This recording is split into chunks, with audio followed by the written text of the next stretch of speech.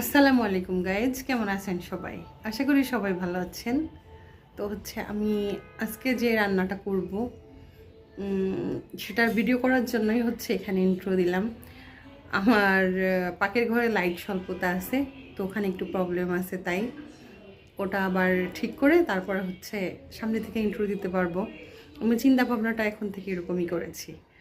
তো আমি আজকে কি রান্না করব চলুন আপনাদের দেখাই, আর জিনিসগুলোকে আমি রেডি করে নিই। এখানে গরম ভাত বসিয়ে দিয়েছি, ডিম সিদ্ধ বসিয়ে দিয়েছি। তো গাইস, ডিমগুলো সিদ্ধ হয়ে গেছে, এগুলাকে এবার ছুলে নিব। ওয়াও, ধরার আগেই তো বেরোয় গেল। এটা ছুলে নিব। এটা আলু। এবার মশলাগুলোকে বেটে নিব। আলুতে হলুদ লবণ মাখাই নিয়েছি, ডিমগুলো খোসা ছাড়িয়ে নিয়েছি, তারপর এই যে ফেড়ে ফেড়ে নিয়েছি, মশলা গুছিয়ে নিয়েছি, ধনিয়া পাতা গুলা নিয়েছি, মশলা বেটে নিয়েছি, কড়াই চুলায় দিয়ে দিয়েছি। প্রথমে আলুগুলাকে ভেজে নিব, এবার তেল দিব, তেল দিস, একটু লবণ দিলাম,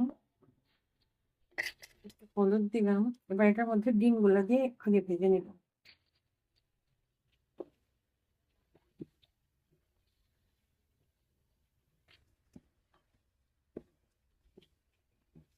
আমি এবার ডিমগুলাকে নামিয়ে নিব। এতগুলো ডিমের মধ্যে এটার মধ্যে থেকে কুসুম বেরিয়ে গেছে। এটা আলুগুলাকে ভেজে নিচ্ছি। আলুগুলা ভাজা হয়ে গেছে, আমি এবার নামিয়ে নিব। কড়াইতে তেল দিয়ে দিয়েছি, এবার মরিচ পেস্ট গুলো দিয়ে দিব। মরিচ দিয়ে সিদ্ধ হওয়ার জন্য লবণ। তার মধ্যে আমি দিয়ে দিব বাটা মশলা, আদা রসুন, যেটা তেজপাতা, হলুদের গুঁড়া। মশলাগুলোকে কষানোর জন্য আমি পানিটুকু দিয়ে দিব। আমি মশলাটাকে ভালোভাবে কষিয়ে নিব। দেখুন মশলাগুলো কষানো হয়ে গেছে, এবার আমি আলুগুলা দিয়ে দিব। আলুগুলাকে দিয়ে দিলাম, এবার ভালো করে মাখিয়ে নেব মশলার সাথে।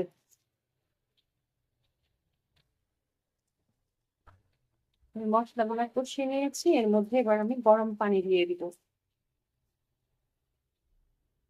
এবার আমি এটাকে নেড়ে চেড়ে নেব। এবার এটা আমি ঢেকে দেব। এটা প্রথম, এটা কষানোর জন্য দেওয়া হয়েছে পানি। এটা পাকের ঘরের লাইটের অবস্থা।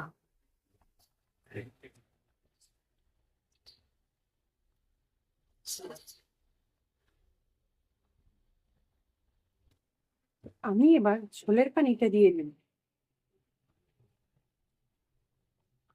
আমি এতে গরম পানি ব্যবহার করেছি, যেহেতু এটা নতুন আলু আর এখন শীতের দিন। যদি আমি এটার মধ্যে ঠান্ডা পানি দিই তাহলে আলুগুলা একটু শক্ত হয়ে যাবে, যার কারণে আমি গরম পানিটা ব্যবহার করেছি। আপনারাও এটা করতে পারেন। তরকারিটাই ঠিকঠাক জাল উঠে গেলে আমি এটার মধ্যে ডিম দিয়ে দেব। দেখতে পাচ্ছেন তরকারিটা টকবক টকবক করে জাল হচ্ছে। এবার আমি ডিমগুলাকে ছেড়ে দিব। আমি ডিমগুলাকে দিয়ে দিয়েছি, এবার আমি এটাকে ভালো করে নেড়ে ছেড়ে দেব।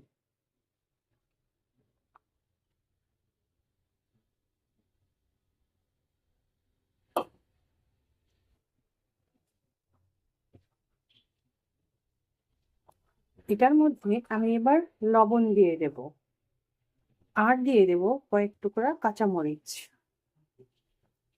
এবার আমি ঢেকে দেব। যেহেতু এটা আলুর ঝোল হবে, আলু দিয়ে ডিম দিয়ে, তাই এটাকে একটু পাতলা পাতলা রাখবো। তরকারির এ পর্যায়ে আমি দিয়ে দেব ধনিয়ার পাতা।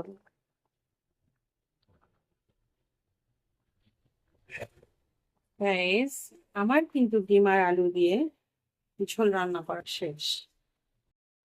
তো গাইজ, আমার তরকারি রান্না করাটা শেষ। এই দেখেন, এটা তরকারির শেষ লুক। আর আমার রান্নাটা কেমন লাগলো সেটা আপনারা আমাকে কমেন্ট করে জানাবেন। আমার চ্যানেলটাকে সাবস্ক্রাইব করে দেবেন, লাইক, কমেন্ট, শেয়ার করে আমার পাশে থাকবেন। আমার চ্যানেলটাকে বড় করতে সাহায্য করবেন। ধন্যবাদ সবাইকে। ভালো থাকবেন। আল্লাহ হাফেজ।